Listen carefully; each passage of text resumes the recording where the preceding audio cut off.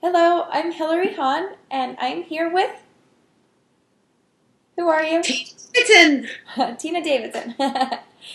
And are you at home or are you in a studio? Is this where you work? I am at home. I live in a 150-year-old church. So I am in my incredible home that my husband is a designer and he designed. Wow, that's really neat. How do you work? Do you have. I would be so relaxed that I wouldn't be able to get anything done. Do you have a studio? I have a studio that's outside in the garden. Oh, that's really Yeah, nice. yeah, that's really lovely. And so it's got all these windows. It's got my piano and a couple of desks, and I just sit there. And yeah, it's wonderful. Do you compose at the piano? I compose half at the piano, half at not at the piano. So like it's back and forth, always back and forth. Mm-hmm. Yeah. Well, what are you working on right now? Actually, I've written a book. It is. I just completed the second draft. It's about writing music, and it takes journals that I wrote over the last 15 years, and it talks about my creative process, and it also has little bits of memoir in it because I lived abroad in Sweden and in Turkey and in Israel and Germany. I had kind of a very strange background, so it's about all of that, and I'm hoping that it will include an audio disc. Oh, that's so exciting. The music that I'm writing, and then actually listen to it. What was the impetus for that book? It's not every day that someone goes from one creative area into another.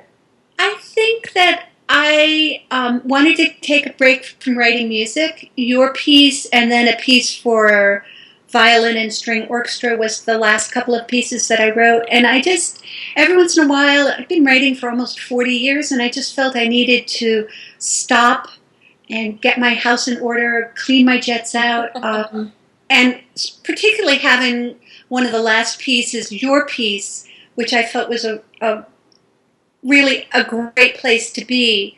I kind of it was a nice place to leave it, and now I'm excited to get back and see what what's next because I don't know. How long did it take you to write that first draft? Well, I've been writing this book for about a year, a little bit more than a year. Mm-hmm. So, and it's a very unusual mixture of memoir and journal, which I actually don't know if anybody else has written something. So it's some narrative writing, and then it's journal. The journal is all about my creative process and the things, and then the memoir is little short stories of my life.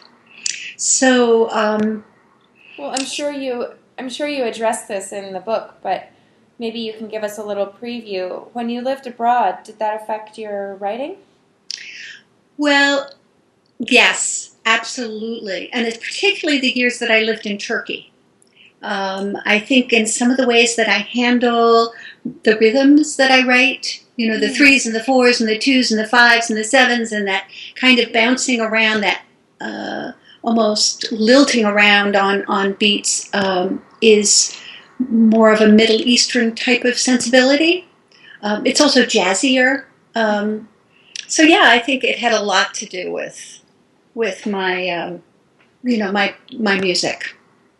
Do you feel like any of that found its way into Blue Curve of the Earth, the piece that you wrote for the project that I'm doing?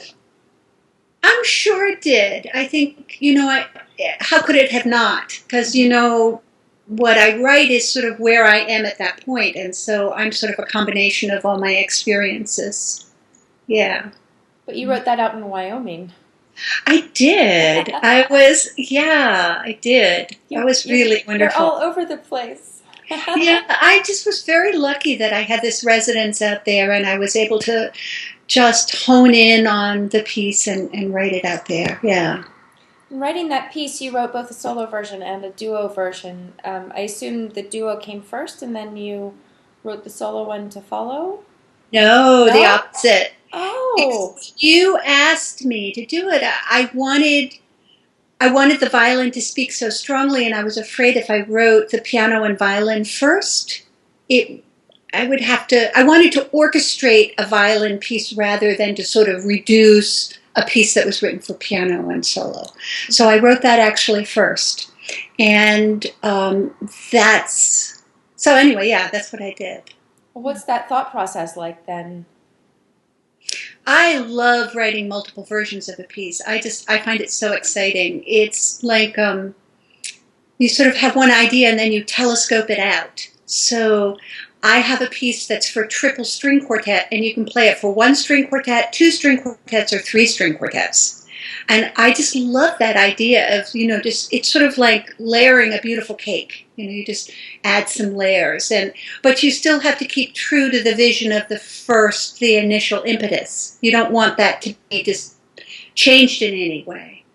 And I think by writing it for violin and then adding the piano then sort of supported the violin rather than the violin and the piano. Like sometimes piano and, solo instruments and pianos, the piano takes over, and so I wanted it really to be organic. It really grow out of the violin line.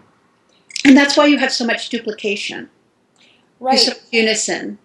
Well, the piano is such a different instrument. It's hard to imagine how that would come out of the violin part. Because in the beginning I have you coming out of like just sound. The piece kind of comes out of the fingerboard, out of the strings, onto the bow, and the piano is the same. Ooh, do you have a bird?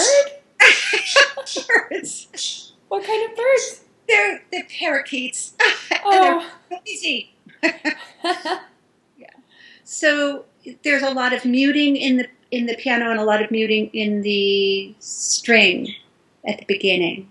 So you have this way of almost curling out. The sound kind of curls out, seeps out of the actual string, out of the wood part of the instrument. People have really enjoyed that because it's sounds they're not used to, and also because it starts so quietly, you really have to pay attention at the very beginning. So I think it's something that draws people in a lot. Well, and then to combine those later, it's sort of, I know that Sarasate has that crazy little piece where you're plucking with your left hand, and so I had that a little bit in mind too. Mm-hmm. It's a little showy, but it's not showy. I mean, like the techniques are in there, but it's not all about the techniques. What I write is generally not easy to play, but it sounds really easy. Mm-hmm. I mean, it sounds. I know that a lot of times when people get my music and they say, "Oh, they're going to perform it," I always say, "Could you rehearse like?" At least look at the piece a month before, and then a week before they call me up and they say, this piece is really hard. It isn't so hard. It's just, it takes a little time to get used to the organic shape of the rhythm, and you almost have to stop counting. Do you do that on purpose? No, it's just the way I feel life is in those kinds of rhythms. It's just part of the way I move, the part of the way I think. So it's very intuitive for me. It's not. There's no sort of mathematical scheme. Mm-hmm. Oh, you have to tell us your birds' names because they're part of this now. One is called Pierre, and Pierre is actually a girl. She was a boy. And the other one is Sky Blue Princess, after the Indian princess in Wild Bill Hickok's show. Oh. Is the Sky Blue Princess blue? Yes, she is. That's appropriate. So when you start writing again, what do you think will have changed for you after this slight break? I mean, you've been writing, but I mean composing, when you get back to composing. I don't know. I'm really excited to find out. I think, it's scary to stop writing. Mm-hmm. Even after 40 years of writing, there is this feeling like, oh, maybe I won't be able to write.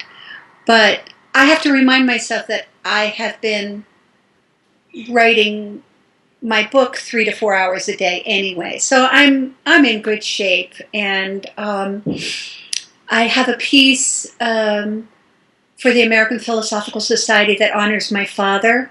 He was a scientist, so I think that's probably going to be a string trio.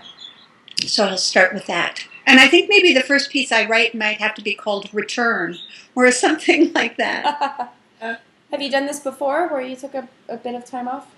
I have taken 3 and even 6 months off, but never a year. So, yeah. I took a 6-month break at one point, and it was just something I thought would be very helpful because I've been performing for a long time, and I needed to find out what my natural day-to-day routine is rather than what I thought in advance I would want to do and scheduled. So it was very interesting. I think 6 months was a good amount of time because if it had been a year, I would have gotten completely out of the loop. But if it had been 3 months, I do take long stretches of time, like 2-3 months sometimes in the summer. And you're always aware that you're coming back to it very soon. Right. So I think a year sounds kind of neat, though, because it's almost like you get to go through all the seasons. You see an entire year go by. Yes. And you're living a different life in a sense, but it's still you. And then you bring that back with you into the work that you do. Well, and also, I mean, I know that it's coming because I'm starting to dream music again. Oh, a lot of times, it's like a recorder in my head. And it's starting to turn on again. So that's good. Because you are aware that the time is coming, or is it just coincidental? I think it's because I'm realizing that the time is coming and I want it to come. So particularly if I go back and I listen to an old piece or I play an old piece of mine, it's like something is like lit up in my head. So yeah. When you dream music, what does that mean? Usually I'm dreaming when I'm working intensely on a piece and it's kind of following me around. So I feel like I don't have any space, like it's taking over my life. Oh. But this kind of dreaming is really lovely. It's sort of like there's a stream going on in my life and I'm just starting to walk by it and starting to hear that little burble, and it's lovely. It sounds really nice. Mm-hmm. Yeah. Well, thank you so much. Okay. For this interview, and good luck with the return. Yes, the return. And also, you have to finish your book, though. That's an extremely difficult process. So. Well, it is finished, and now it's being shopped to agents and to publishers. So. Oh, good. Well, maybe you can direct one of them to this interview if you if you want. Absolutely. Yes. There you go. There you go. Thank you so much, Tina. Take care. Bye-bye. Bye.